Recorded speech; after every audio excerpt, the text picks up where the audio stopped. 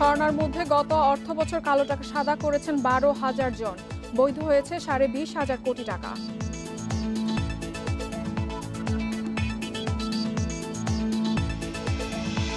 বাংলাদেশ ব্যাংকের সাবেক deputy governor SK সুর চৌধুরী ও তার স্ত্রীর ব্যাংক হিসাব থেকে অর্থ স্থানান্তর স্থগিত করেছে NBR.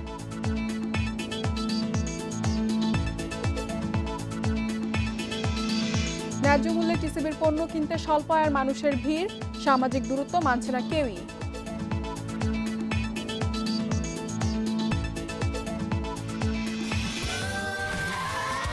Saudi Extreme. Enjoy smooth speed. সবাইকে আমন্ত্রণ অর্থনীতি সারাদিনে, আপনাদের সাথে আছে আমি ইফতার। এখন শুনছিলেন শিরোনাম, এবারে জানাবো বিস্তারিত। কালো টাকা সাদা করার দৌড়ে এগিয়ে বড় ব্যবসায়ীরা। করোনার মধ্যে বিদায়ী অর্থ বছরে এই সুবিধা নিয়েছেন গার্মেন্টস মালিক, ব্যাংকের পরিচালক সহ শত শত ব্যবসায়ী। এরপরই সুবিধা নিয়েছেন সরকারি চাকরিজীবীরা। জাতীয় রাজস্ব বোর্ড কর্মকর্তাদের সঙ্গে কথা বলে এসব তথ্য পাওয়া গেছে। এনবিআর এর হিসাবে গত অর্থ বছরের রেকর্ড 20,500 কোটি টাকা বৈধ হয়েছে। সবচেয়ে বেশি আয় করা কোম্পানি ও ব্যক্তিদের নিয়ে গঠিত বৃহৎ করদাতা ইউনিট এলটিইউ। এই অঞ্চলে ব্যক্তি করদাতা আছেন প্রায় 800 জন, যারা কোনো না কোনো ব্যাংক, ওষুধ শিল্প, মোবাইল কোম্পানি, সিগারেট কিংবা অন্য বড় কোম্পানির পরিচালক। তাদের 31 জন বৈধ করেন 1,500 কোটি টাকা। সরকার রাজস্ব পায় 150 কোটি টাকা। কর অঞ্চল 1-এর 4টি সার্কেলে আছেন ঠিকাদার, গার্মেন্টস কারখানা মালিক, গাড়ি আমদানিকারক সহ বহু কোম্পানির পরিচালক। এখানে কালো টাকা সাদা করেন 611 জন। সরকার রাজস্ব পায় 154 কোটি টাকা। কর অঞ্চল 4-এ সুবিধা নেন 479 জন। রাজস্ব আসে 168 কোটি টাকা। কর্মকর্তারা জানান, এখানে একজন ব্যবসায়ী সর্বোচ্চ 167 কোটি টাকা বৈধ করেন। কর অঞ্চল 10-এ প্রায় 1400 কোটি টাকা বৈধ করেন 739 জন। সুবিধাভোগীদের মধ্যে ব্যবসায়ীর সংখ্যা 100 জনের বেশি। গাজীপুর, নারায়ণগঞ্জ, চট্টগ্রাম সহ শিল্প সমৃদ্ধ এলাকাগুলোতেও মিলেছে ভালো সাড়া।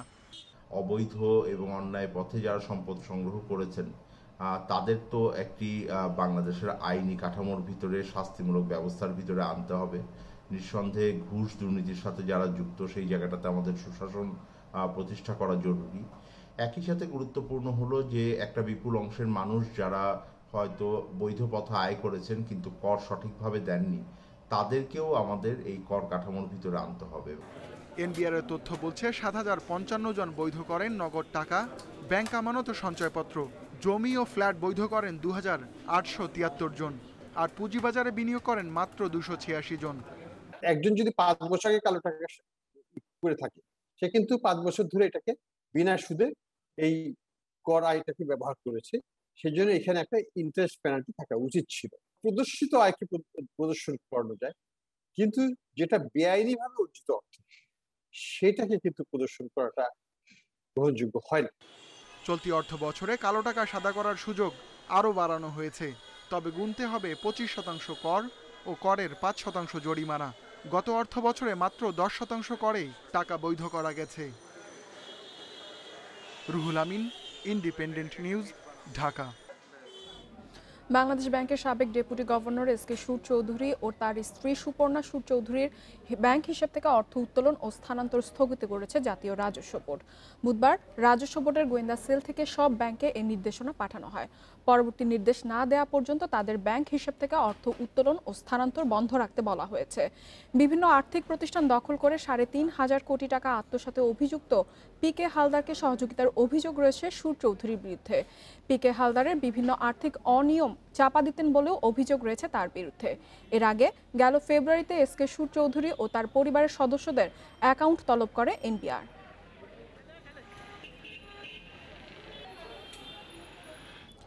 যারা জীবাশ্ম জ্বালানি ব্যবহার করে অতিরিক্ত কার্বন নিঃসরণ করছে, এর প্রভাব মোকাবেলায় তাদেরই এগিয়ে আসা উচিত বলে মনে করেন অর্থমন্ত্রী আ.হ.ম মুস্তফা কামাল। বুধবার পরিবেশ বিষয়ক এক আন্তর্জাতিক সম্মেলনের আগে অনলাইন সংবাদ সম্মেলনে একথা বলেন অর্থমন্ত্রী। এ সময় সৌর বিদ্যুতের কথা উল্লেখ করে মন্ত্রী বলেন, সোলার প্যানেল স্থাপন করতে অনেক জায়গা লাগে, আর সৌর বিদ্যুতের জন্য এত জমি বরাদ্দ দিলে দেশে ফসলি জমি কমে খাদ্য ঘাটতি দেখা দিবে। এছাড়া রামপাল সহ দেশে যে কয়েকটি কয়লা ভিত্তিক বিদ্যুৎ প্রকল্প রয়েছে তা থেকে কার্বন নিঃসরণের হার অনেক কম বলে জানান অর্থমন্ত্রী। আগামীকাল প্রথমবারের মতো পরিবেশ ভঙ্গুরতা রোধে অর্থায়ন বিষয়ক আন্তর্জাতিক সম্মেলনের আয়োজন করতে যাচ্ছে বাংলাদেশ। সন্ধ্যা 7:30 থেকে শুরু হবে এ ভার্চুয়াল আয়োজন। পরিবেশের ক্ষতির শিকার 20টি দেশের এই ফোরামের বর্তমান সভাপতি বাংলাদেশের অর্থমন্ত্রী।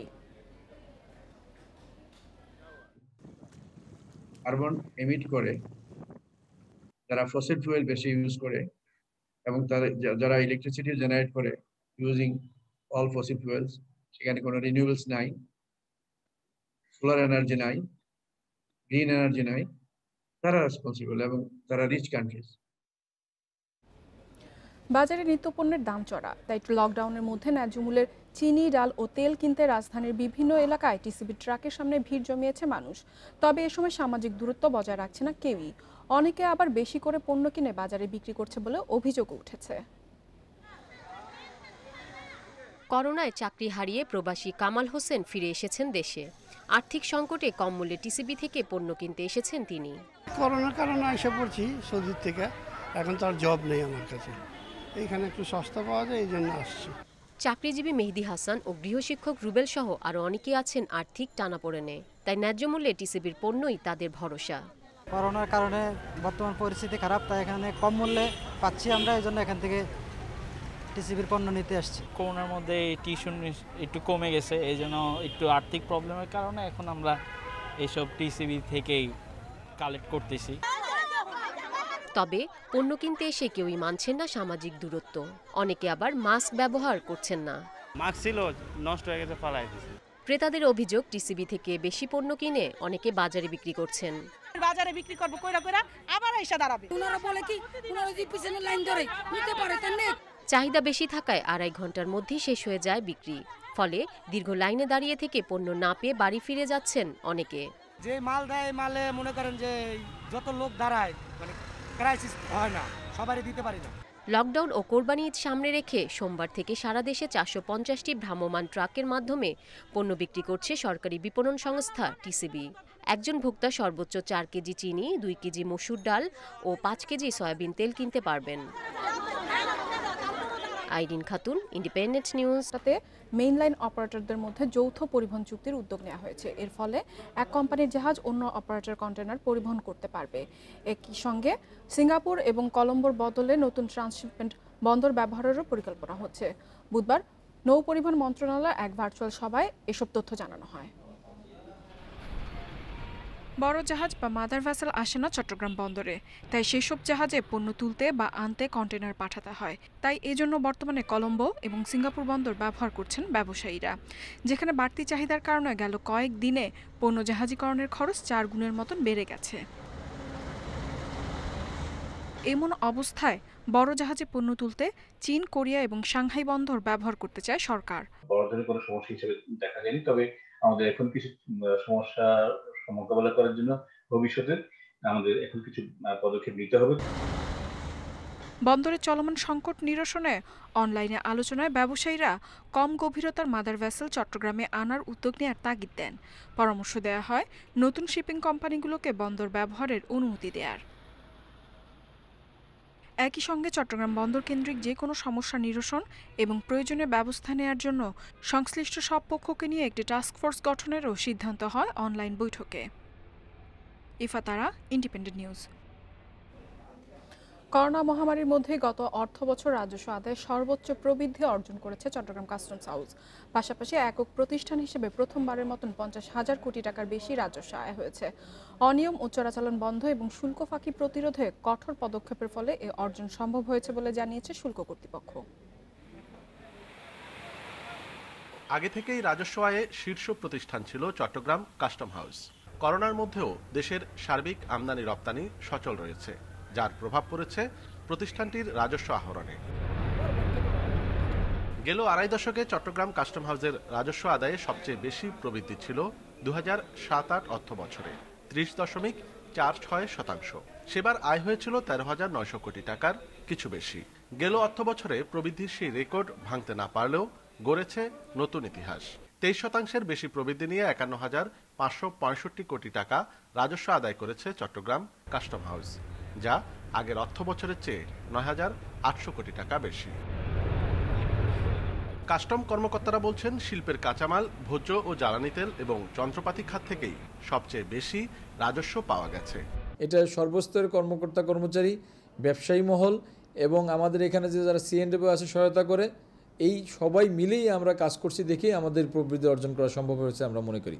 ব্যবসায়ীরা বলছেন করোনার ভেতর এই অর্জন অবশ্যই প্রশংসার। তবে আমদানি রপ্তানিতে হয়রানি বন্ধ এবং কাগজপত্রের জটিলতা এড়িয়ে অটোমেশন চালু করা গেলে রাজস্ব আদায় আরও বাড়বে।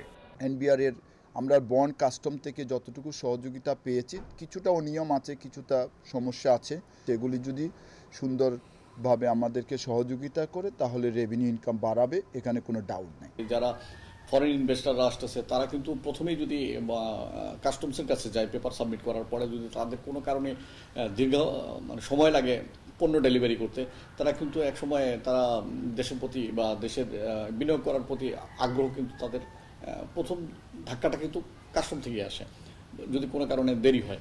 দেশের আমদানি রপ্তানি বাণিজ্যের প্রায় 92% চট্টগ্রাম কাস্টম হাউস দিয়েই সম্পন্ন হয়। অনুপম শীল, ইন্ডিপেন্ডেন্ট নিউজ, চট্টগ্রাম। করোনা পরিস্থিতির কারণে এখনো বেশিরভাগ জেলাতেই বসেনি কোরবানির পশুর হাট। এতে বছর ধরে লালন পালন করা পশু বিক্রি নিয়ে শঙ্কায় পড়েছেন খামারিরা। পরিস্থিতি বিবেচনায় নিয়ে সিদ্ধান্ত নেওয়া হবে জানিয়ে অনলাইনে পশু বিক্রির উপর জোর দিচ্ছে স্থানীয় প্রশাসন। লক্ষ্মীপুরের বিভিন্ন খামারে কোরবানির জন্য প্রায় 50,000 পশু প্রস্তুত করা হয়েছে। সময় এগিয়ে এলেও দেখা নেই ক্রেতার। আর করোনা পরিস্থিতি ও লকডাউনের কারণে পশুগুলোকে হাটেও তুলতে পারেনি কেউ। এ অবস্থায় পশু বিক্রি নিয়ে বিপাকে পড়েছেন খামারিরা। গরু ছাগল বাজারে উঠাতে পারি না, তো মানুষের আসে না বাজারও। এইভাবে আনবো হাট বাজার মিলবো কিনা, গরু বাজারে উঠাতে পারবো কিনা, এটাও তো সন্দেহ আছে। নাটোরে কোরবানির হাটে বিক্রির অপেক্ষায় প্রস্তুত 3,35,000 পশু। দেশব্যাপী করোনা সংক্রমণ বৃদ্ধির কারণে বাজারজাত নিয়ে শঙ্কায় খামারিরা। এই গরুটা আমি এই কোরবানিতে 20 লক্ষ টাকা মূল্য দাবি করছি। খামার মালিকেরা চিন্তিত যে গরুগুলো সঠিকভাবে বিপণন করতে পারবো কিনা। পরিস্থিতি বিবেচনায় কোরবানির পশু বিক্রির জন্য 10টি অনলাইন প্ল্যাটফর্ম চালু করার কথা জানান প্রাণী সম্পদ কর্মকর্তা।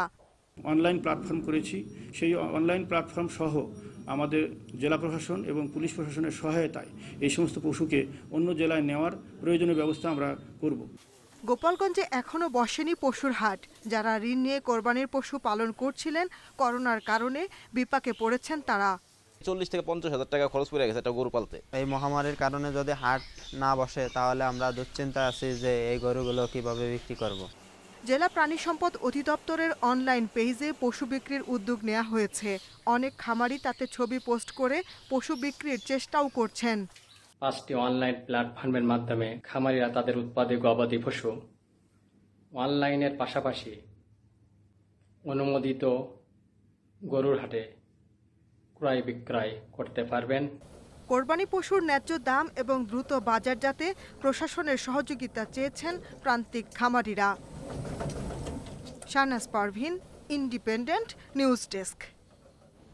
এবার শেয়ার বাজারের খবর। সপ্তাহের তৃতীয় কার্যদিবসে সূচকের পতন হয়েছে দেশের 2 শেয়ার বাজারে। একই সঙ্গে কমেছে লেনদেন। এ সময় ঢাকা স্টক এক্সচেঞ্জে 55 ভাগ প্রতিষ্ঠানের দর কমেছে। বুধবার দিনের শুরু থেকে সূচকের উত্থান পতন। ঢাকা শেয়ার বাজারে লেনদেন শেষে প্রধান সূচক ডিএসইএক্স কমেছে 19.35 পয়েন্ট, অবস্থান করছে 6,177 পয়েন্টে।